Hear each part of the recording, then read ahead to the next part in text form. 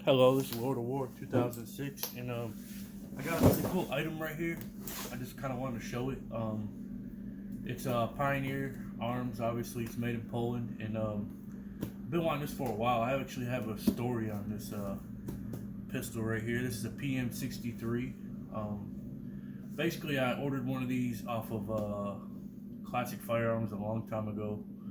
The story is I felt kind of ripped off about it, so I never ended up buying it from Classic. And basically, I was on the highway when they posted it up on their website, and basically, I pulled over on the highway just so I could buy it. And by the time I got home, within 15 minutes, it was sold out. So I felt kind of lucky. It was $800 and something back then. This was like 2019, I think. I still have the email, and I actually posted it up on one of my things, my community page. But ended up getting this from Atlantic Firearms. Shout out to them. For about $100 more than back then. But the story was that pretty much right after I bought it, they sold out. Classic Firearms sent me an email saying that there was a mistake and they bought part kits for $800 something and not the pistols. Well, if it was $800 something for part kits, how many kits did you get? Because I would be willing to get a whole crate for $800 if that was the case. But yeah, they were saying it was $800 per kit for the part kit, and there was no receivers to be had, so they didn't buy the part kits. But yeah, short story, yeah. But so I ended up not getting it from them. They wanted like $500 more, $1,500. So I waited till just recently, and Atlantic put these up for, like I said, about $100 more. So it was $900 something. So yeah, I'm gonna show you, try to kind of break it down for you. I might move the camera around a little bit to get the up and closer filming me tearing it down. I will tear it down. In full disclosure, I have worked on this pistol somewhat already and smoothed all the kinks out. I will show exactly what I did. I didn't take it apart, but I'll show exactly what I did to possibly work kinks out. And I haven't shot it yet. Why I say possibly? Because I watched a lot of videos on this, and I seen where certain stuff was sluggish and all that. And I cocked my slide back quite a few times, and seen where there were some wear parts and some potential rubbing. So I kind of addressed that, and it pretty much smoothed it completely out. I'll show you. I should have done a video before and after, but I didn't know what I was doing, if it was going to work or not. But this is exactly what it looks like when it comes. Very nice pistol. PM-63 pistol. Basically, it has the original military version would have a foregrip right here that just would push down and fold out like a little, foregrip. But basically, this is like an angle grip. They got it stopped with a screw in here and there, and then there's something with the mechanical parts where it's not just a screw. So you could get a part kit and change this out if you wanted to. The part kits can be easily had between $135 to $200 depending on where you get it from. And basically, it does have a stock on here, but it's welded closed.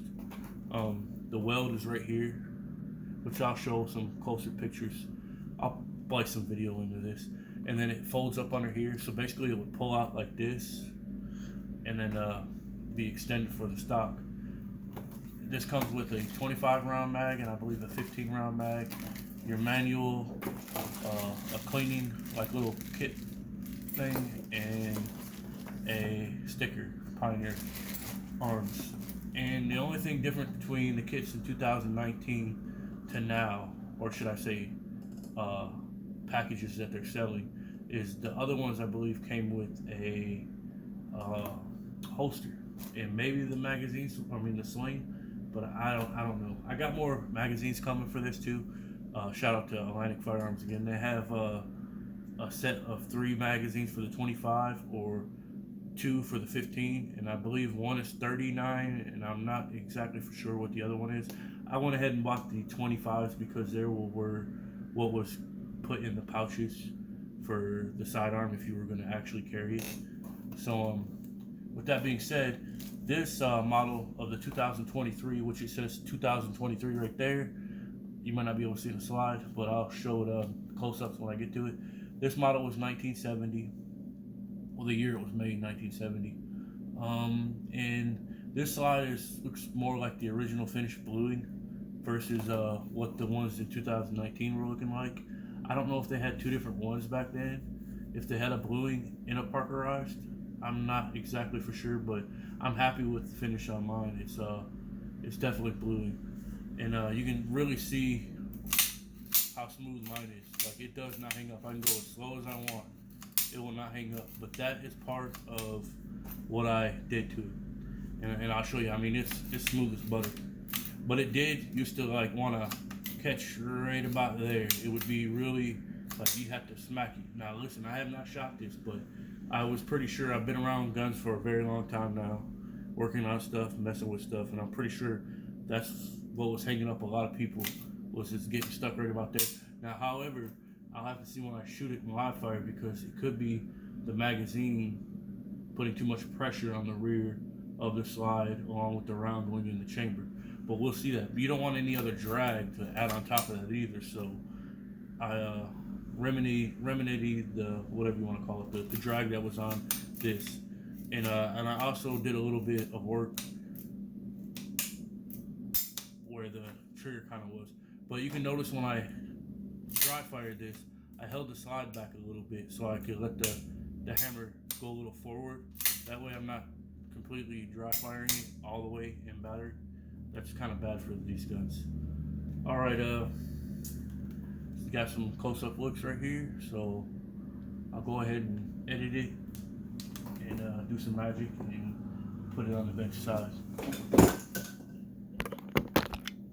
All right, here we go. This is going to be the disassembly part of the video, and just take notes. All right, here is your takedown pin, like I don't know, mark, and then there's 2 marks on the slide, and that 1 mark on the frame goes in the center of the 2 marks on the slide. So basically, once you get them lined up like that, I don't know if you can see it, see the 2 hash marks. Once you get lined up like that, you put your safety on. Once your safety's on, your slide will be locked back. That's basically your takedown point. Once that gets in that point, you want to rotate your barrel like that. And once you rotate it, kind of pull it up forward. It's not going to really do anything. It's just going to make sure it's forward. Now, you want to put your hand in front of the slide like this so nothing should fly off, but just in case. Put your safety down. Once you do that, it's going to release your slide forward, just like that. Now, once your slide's forward to a certain point, right there, it won't go anymore. Rotate your barrel again, back. And then you can pull the barrel forward all the way. It will not come out at this point. But then you take the slide and you can kind of push it back and forward just a little bit. We're going to rotate it because it's kind of hard for me to do it. You're going to try to get this off of your frame now, basically. See, I pulled it forward to that point right there. It just took a little bit more force because you got to kind of get that spring. It might be binding in there a little bit, and then you're going to get to a point to where you're right there. It's not going to go any further. You can see how long it is. You need to just kind of try to wiggle it out and up, and there you go. So I just kind of pushed it back and up, and then it came right out. So here's your spring right here with your guide rod. When you put that back in, make sure it goes back in this way, back down in there. But you should have your manual. If you're confused a little bit, it's on your manual. And I may need to get the manual here too, because I'm going to want to show you some parts that I kind of messed with. All right, now if you want to get the barrel out completely, you just kind of push it up like that and it will come out, and then it's out. And then now you just got your slide right here with the marking 23 on there. You can see now it's real clear. All right, now here we'll talk about the slide first. All right, basically I noticed that there was drag on the actual slide or hammer. There's the hammer inside of there. Now I noticed that there was a roll pin right here that's pushed in the back. I don't necessarily know what that roll pin's for, because it doesn't show on the manual what it's for. And I don't have a part kit, so I couldn't tell you. I've looked at some of the imaging of the like actual full auto slides, and basically there would be a hole, a center hole right here where this roll pin is, and it's hollow, and then they fill in. There's a channel cut out here too in the full auto, and you can see where they fill it in. So I'm thinking that's just a spot that they filled in with a roll pin. It's not a screw, because there's no screw head down in there as far as I can see. So what I basically did was I took a small file and I just filed that roll pin down until it was flush with the slide itself. And then I took some 2000 Grant sandpaper and made it smooth to where it almost feels one with the slide, to where your nail will almost not catch. That smoothed it up quite a bit right there, quite a bit once I did that. And then the second thing I did, I noticed my hammer, I'll try to get something to where I can point in there so you don't see my big old finger. Let's see right here. I want to kind of zoom in too if I can get a good look. You might not be able to get it as clear as I would like, but basically, here's your hammer, the side of your hammer right here. You can see this pilot pin. I think it's number, let me see here. I gotta get the frame on. Let's see. It is number 19 on your part kit list. Basically, it's this little pin right there on the part kit. It's number 19. They call it a pilot pin, I believe. Let's see here. 19, yeah, pilot. A pilot. That pilot was rubbing very slightly against the hammer, and I noticed that was what was kind of stopping the hammer up, where you had to push it forward. So basically what I did was, I took, not a lot, I took a little material off the side of this hammer, and then I rounded it right here. So when it came down to this point, it wouldn't rub as much and it would assist. All right, I'm gonna let it go just so you can see. So when I lifted the hammer, right here's where I took material off, just ever so slightly there, and then I radiated it right here around. That way when it came down in here, I'll show you, when it comes down in here and it connects, you can see how tight it is right there. I mean, it was rubbing, literally rubbing it. And I could see where it was rubbing it at inside of here on this pilot pin, like it was taking material off of there, and that's how hard it was rubbing. You can actually, if I had a little better light, you could probably almost see the material that was coming off. You probably can't see it, but there was a slight material coming off right there. And once I basically took a little material off the side of this and smoothed that out, I took another 2000 grit and some polishing compound and just smoothed that up real nice.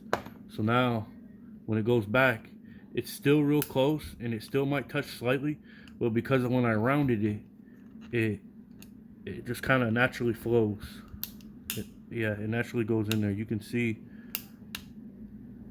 see how actually close that is.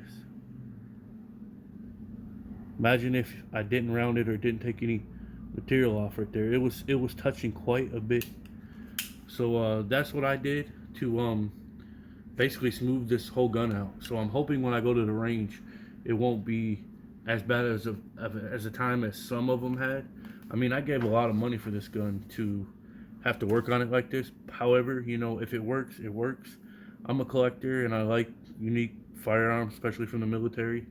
So this is one way I could get this, and honestly, I don't think it was that bad of a price, because some of the stuff that I'm willing to pay for some of this military stuff is actually quite expensive.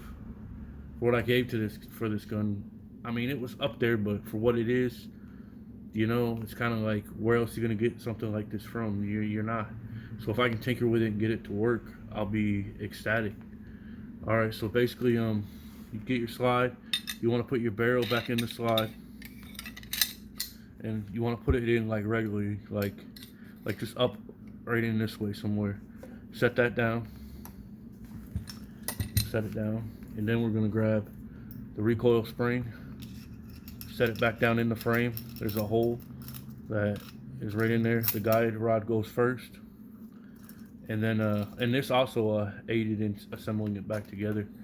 The modification that I did, it honestly probably should have been done at the factory, but anyways. All right, now here's this part. Your frame is going to want to drop in like that. Now you want to make sure each side of this frame goes in equally, because if it's not in equally and you're only looking at one side, you might be trying to fight just one side of the frame, or one side of the slide in, and the other side could be out of the frame. So once you get all that, make sure that's all lined up. It is, and you can cock it back, and you want to get to a certain point,